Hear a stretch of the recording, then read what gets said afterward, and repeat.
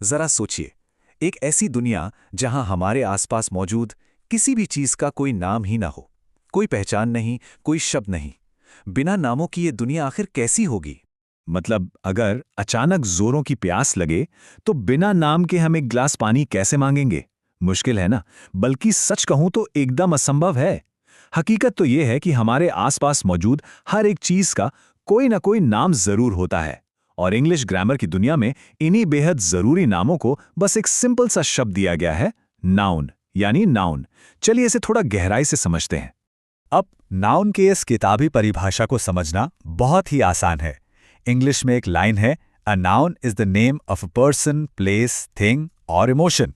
इसका बहुत ही सीधा सा मतलब है, दुनिया में जो भी मौजूद है, चाहे वो कोई इंसान हो, कोई जगह हो, कोई चीज हो या फिर हमारे मन का कोई भाव हो, उस हर एक नाम को नाउन कहते हैं। जैसे अभी आसपास रखा हुआ पानी का गिलास या कोई किताब, ये सब नाउन ही तो हैं। तो ये तो पक्का हो गया कि हर नाम नाउन है, लेकिन सबके काम अलग अलग हैं। इसीलिए इन्हें मुख्य रूप से 5 अलग अलग परिवारों में बांटा गया है। बस इन 5 नामों के अपने दिमाग में एक पिक्चर क्लिक कर लीजिए। प्रॉपर, कॉमन, कलेक्टिव, मटेरियल और एब्स्ट्रैक्ट। इस एक्सप्लेनर के खत्म होने तक इन 5 परिवारों पर हमारी पूरी पकड़ होने वाली है, वो भी एकदम आसान तरीके से। तो शुरुआत करते हैं हमारे पहले 2 परिवारों से, यानी वीआईपी वर्सेस भीड़। इन्हें समझने का सबसे बेहतरीन तरीका है एक दूसरे से तुलना करना। अब इन दोनों के बीच का अंतर ना बहुत ही दिलचस्प है। एक तरफ है हमारे वीआईपी यानी प्रॉपर नाउन, जैसे एमएस धोनी, ताजमहल और गंगा नदी। ये एकदम खास हैं, पूरी दुनिया में इनका कोई डुप्लीकेट नहीं है। और दूसरी तरफ है कॉमन नाउन, जैसे लड़का, इमारत और नदी। ये आम श्रेणियां हैं। मतलब धोनी एक खास खिलाड़ी हैं, लेकिन लड़का तो कोई भी हो सकता है ना? तो प्रॉपर नाउन की परिभाषा को हम ऐसे समझ सकते हैं। लाइन है, a proper noun is a word that means a particular person, thing और प्लेस। इसका सीधा सा मतलब है कि ये वो शब्द हैं जो किसी एकदम खास और अनोखे नाम को दिखाता है, जैसे महात्मा गांधी या फिर दिवाली का त्योहार। ये अपने आप में अकेले हैं, बिल्कुल यूनिक। और इसके ठीक उलट कॉमन नाउन को देखते हैं। इंग्लिश की लाइन कहती है, A common noun is a name given in common to every person or thing of the same class. इसका सिंपल सा मतलब ये है कि ये किसी एक पूरी जाति या कैटेगरी का कॉमन नाम होता है। अब जैसे मोबाइल फ़ोन को ही ले लीजिए। दुनिया में अलग अलग ब्रांड के अनगिनत मोबाइल हैं, लेकिन वो सब आते तो एक ही आम नाम के अंदर है ना, मोबाइल।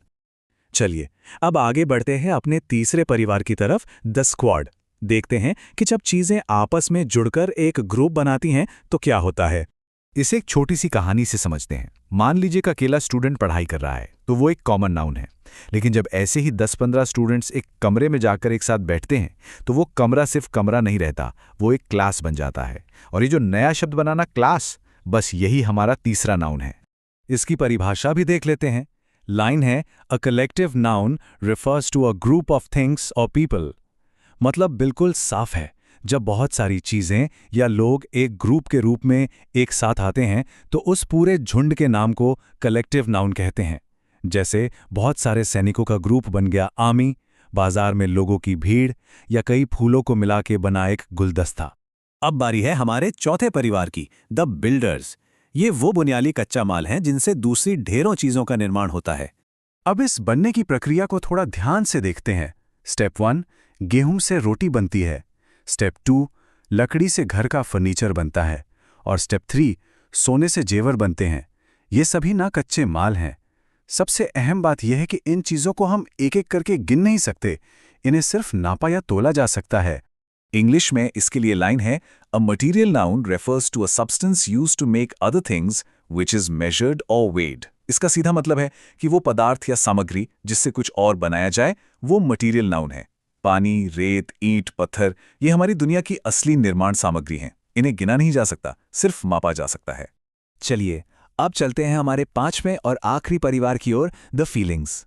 ये परिवार ना बहुत खास है क्योंकि ये पूरी तरह से अदृश्य है, इसे कोई देख नहीं सकता। जरा सोचिए, क्या कभी किसी ने ईमानदारी को छुआ है या डर को अपनी आंखों से देखा है? बिल्कुल नहीं। दुनिया में कुछ चीजें ऐसी होती हैं जिन्हें हाथों से छुआ या देखा नहीं जा सकता। उन्हें केवल दिल में महसूस किया जा सकता है या दिमाग में सोचा जा सकता है। प्यार, खुशी, ईमानदारी, ये सब उसी अद्भुत कैटेगरी में आते हैं। इसलिए इसकी परिभाषा बहुत ही सटीक है। लाइन है, an abstract noun refers to an emotion, quality और आइडिया। इसका सीधा मतलब है ऐसा कोई भी भाव, विचार या गुण जिसे हम सिर्फ महसूस कर सकें। सफलता, ज्ञान और धैर्य, भले ही इनका कोई फिजिकल आकार नहीं है, फिर भी ग्रामर की इस दुनिया में ये पूरे अधिकार के साथ नाउन कहलाते हैं। तो अब तक नाउन के पांचों प्रकार एकदम क्लियर हो चुके हैं। अब समय आ गया है द अल्टीमेट टेस्ट का, यानी एक क्विक रिवीजन, ये चेक करने के लिए कि इन नियमों पर हमारी कितनी पकड़ बनी है। आइए इन शब्दों की लिस्ट को देखते हैं और समझते हैं कि नियम कितने सटीक बैठते हैं। पहला शब्द है अशोका, एक महान राजा जो इतिहास में अकेले और खास हैं, इसलिए ये हुआ प्रॉपर नाउन। दूसरा है भीड़, ये बहुत से लोगों का झुंड है, इसलिए ये कलेक्टिव नाउन हुआ। तीसरा कोका कोला, ये खास ब्रांड का नाम है, तो ये भी प्रॉपर हुआ।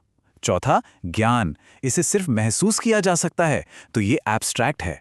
और आखिर में ईंट, जिससे घर बनता है, ये कच्चा माल है, इसलिए मटीरियल नाउन है। देखिए लॉजिक के हिसाब से कितनी आसानी से सारे शब्दों की पहचान हो गई। इंग्लिश भाषा में कॉन्फिडेंस जगाने की असली चाबी ग्रामर के इन्हीं छोटे छोटे लेकिन बेहद अहम नियमों में छुपी है। जब हमारा बेस मजबूत होता है ना, तो आगे का सफर बहुत आसान और मजेदार हो जाता है। आज हमने नाउन के पांचों परिवारों को बहुत ही अच्छे से समझ लिया है, और ये जीत एक बहुत बड़े सफर की सिर्फ शुरुआत है। ग्रामर की इस दुनिया में ऐसे और भी कई दिलचस्प रहस्य हैं जो खुलने का इंतजार कर रहे हैं। तो सीखते रहिए और आगे बढ़ते रहिए।